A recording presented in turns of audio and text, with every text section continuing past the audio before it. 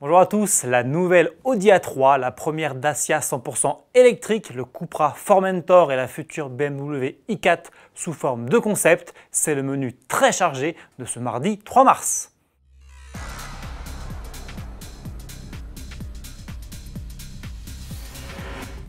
Vous le savez, la 90e édition du Salon de Genève, qui devait se tenir du 5 au 15 mars, a été annulée pour cause de coronavirus, mais cela n'empêche pas les constructeurs de présenter les nouveautés qui étaient initialement prévues pour le rendez-vous suisse. À commencer par Audi, qui dévoile sa toute nouvelle A3 dans sa configuration 5 portes baptisée Sportback. Il s'agit ici de la 4e génération de la célèbre compacte, une nouvelle mouture au design affirmé et résolument plus dynamique à l'image de cette calandre toujours plus imposante. Et à l'intérieur, ça donne quoi? Réponse avec notre journaliste Stéphane Martin.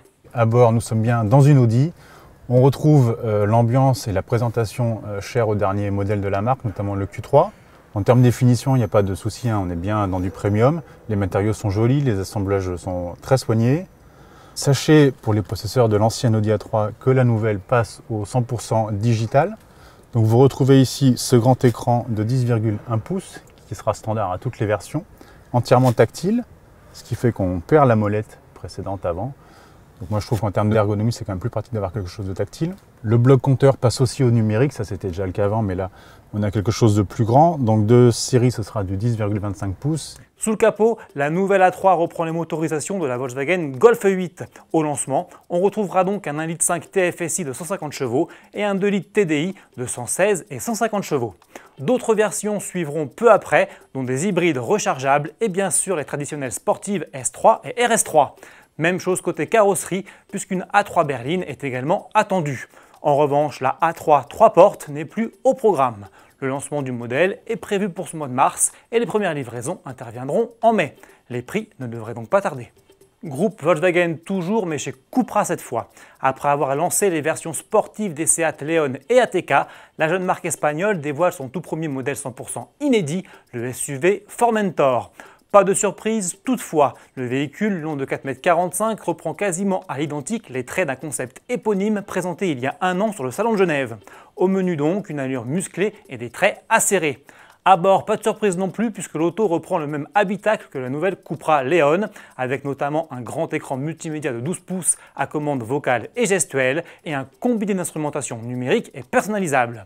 Côté moteur, deux possibilités, une motorisation hybride rechargeable forte de 245 chevaux et annonçant environ 50 km en mode tout électrique, ou bien un bloc essence 2 litres TSI de 310 chevaux avec transmission DSG à double embrayage dans les deux cas.